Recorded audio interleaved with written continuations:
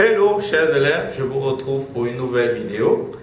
Cette fois-ci, dans le cadre de cette vidéo, nous allons apprendre à déterminer la nature et les éléments caractéristiques de la composée de deux isométries. Alors, dans le cadre spécifique de cette vidéo, nous allons voir comment retrouver la nature et les éléments caractéristiques de la composée de deux translations, de deux symétries d'axes et de deux rotations. Pour ne pas rendre la vidéo très longue, on va donc s'arrêter là. Et puis à la vidéo suivante, on va voir la composée d'une translation avec une rotation avec une symétrie d'axe. Voilà. Donc, maintenant, l'objet de cette vidéo est en fait de vous faire une petite explication de cours avant de se lancer proprement dit dans la résolution d'un cas pratique d'une activité bien connue de la classe de première C et de la classe de première D. Donc, passons donc à l'explication. Sur ce tableau, on a donc préparé un ensemble d'éléments qu'on va découvrir ensemble. Nous avons là U et V, deux vecteurs. Et maintenant, on me demande quelle peut être la nature de la composée de la translation de vecteur U avec la translation de vecteur V. Donc, comment je fais pour déterminer la nature des éléments caractéristiques de la composée de deux translations?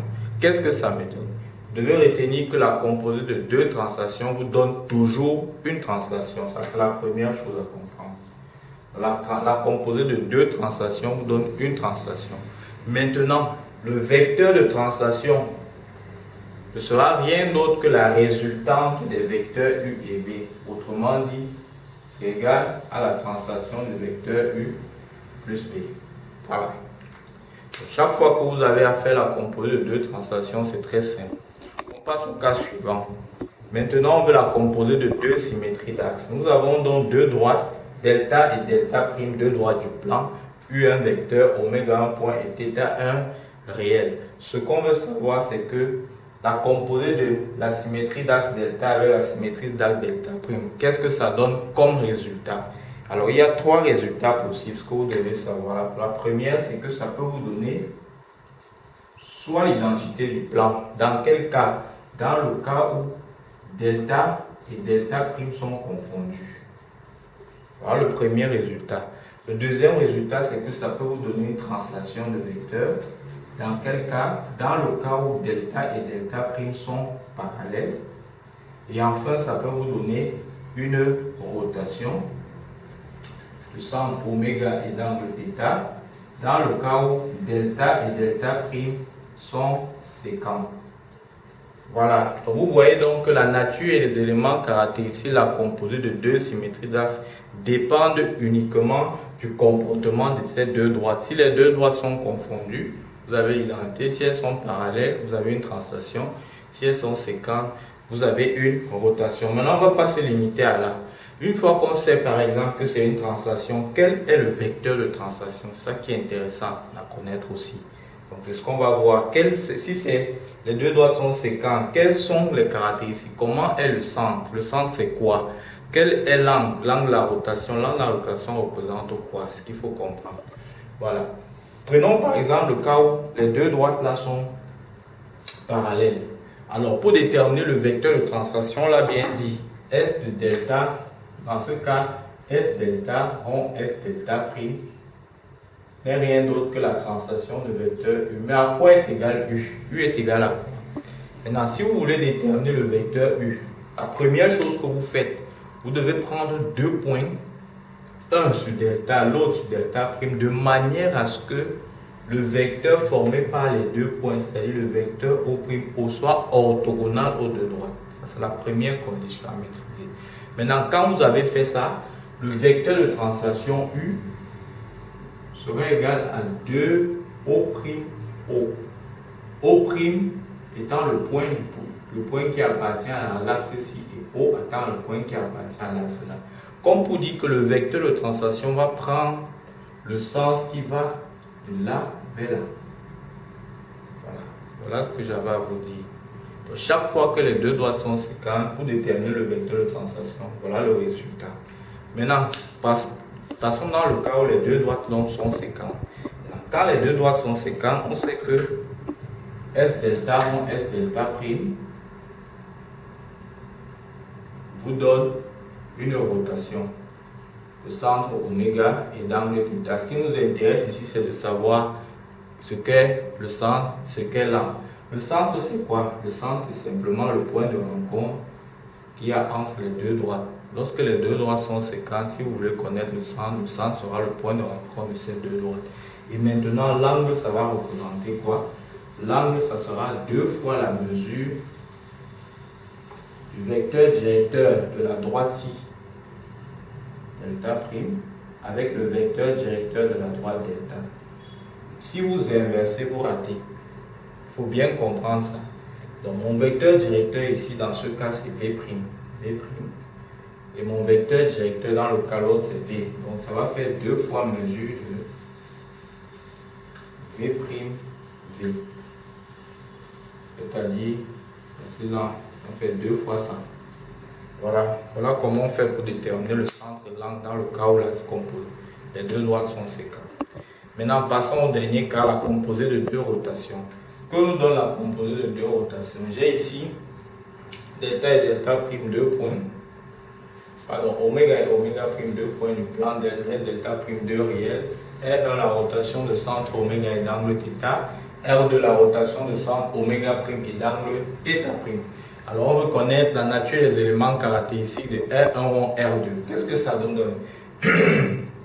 Alors, quand vous avez ça, il y a aussi 3 résultats possibles. Le premier résultat, c'est que vous pouvez avoir une translation de vecteurs. Dans quel cas, si la somme des angles se met sous la forme de 2k pi, c'est-à-dire un nombre pair de pi. Un nombre pair de pi, ça va vous donner une translation. Donc quand vous faites la somme des angles, si ça vous donne un nombre pair de pi, 0, 2 pi, moins 2 pi, 4 pi, moins 4 pi, 6 pi, moins 6 pi, alors sachez que la composée là va vous donner une translation. Si ce n'est pas le cas, ça peut vous donner également une symétrie d'axe. Ça peut vous donner une symétrie centrale. Dans quel cas, si la somme des deux angles vous donne un nombre impair de pi. Un nombre impair de pi. Autrement dit, si vous calculez la somme, ça vous donne pi, moins pi, 3 pi, moins 3 pi, 5 pi, moins 7 pi. Sachez que là, la composée des 2 rotations va vous donner une symétrie centrale du centre oméga. Et enfin, ça va vous donner aussi une rotation que je vais dire de centre oméga et d'angle θ.